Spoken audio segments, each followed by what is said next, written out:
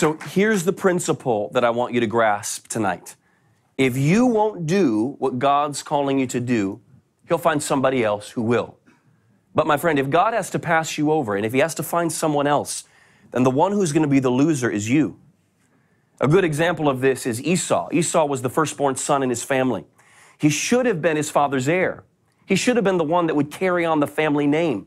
He should have been the one through whom God would fulfill that great promise that He had made to Abraham. But Genesis 25:34 says that Esau despised that birthright. And so God passed over Esau because Esau was so flippant with that birthright. And you know what he did? He gave it to Esau's younger brother, Jacob. Jacob inherited the destiny that should have been Esau's. And Jacob ended up becoming one of Israel's greatest patriarchs.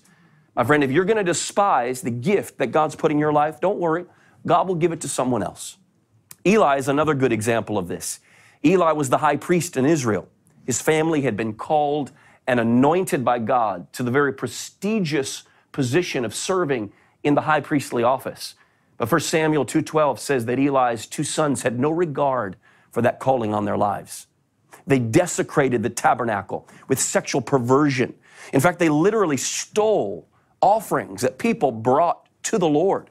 They blasphemed the very name of the God they were supposed to be serving. They were spoiled brats who had a sense of entitlement. They thought they were indispensable because their daddy was the high priest and they were born into a powerful, privileged family.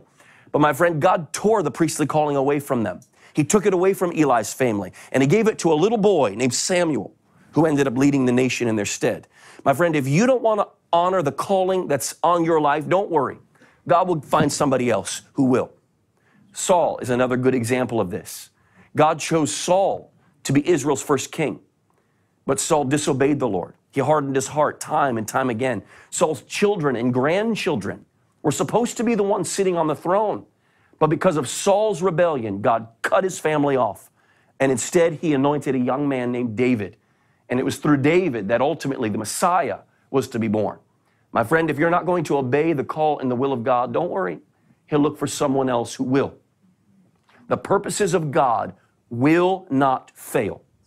It's the one who chooses to disobey who's going to suffer. God's plan will still come to pass, even if He has to raise someone else up to fulfill it. John the Baptist gave a sobering warning to the Jewish leadership of his day. He knew that since they were part of God's chosen people, they had a sense of superiority and indispensability. But in Matthew 3:9, John says, "Don't suppose that you can say to yourselves, 'We have Abraham for our father.' For I say to you, from these stones, God is able to raise up children for Abraham." My friend, God is able to raise up the next world changer overnight.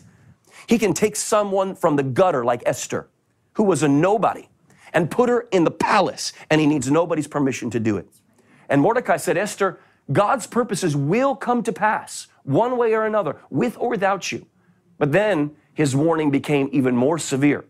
Mordecai went on to say, "Esther, if you keep silent now, relief and deliverance will arise from the Jews from somewhere else." But then he said, "You and your father's house will perish."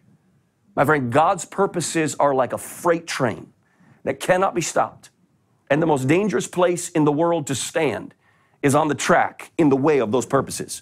So either get on the train or get out of the way, because God's purposes will prevail with or without you. My friend, we have been placed in this world for a purpose, and that purpose is to propel God's kingdom forward. And this is more than a preference or a privilege. It's a divine responsibility and a duty for which we will be held eternally accountable. We talked about this in our very first lesson. You probably remember the illustration with the rocket ship. Propelling God's kingdom forward is not a side issue. It's the reason that you were saved.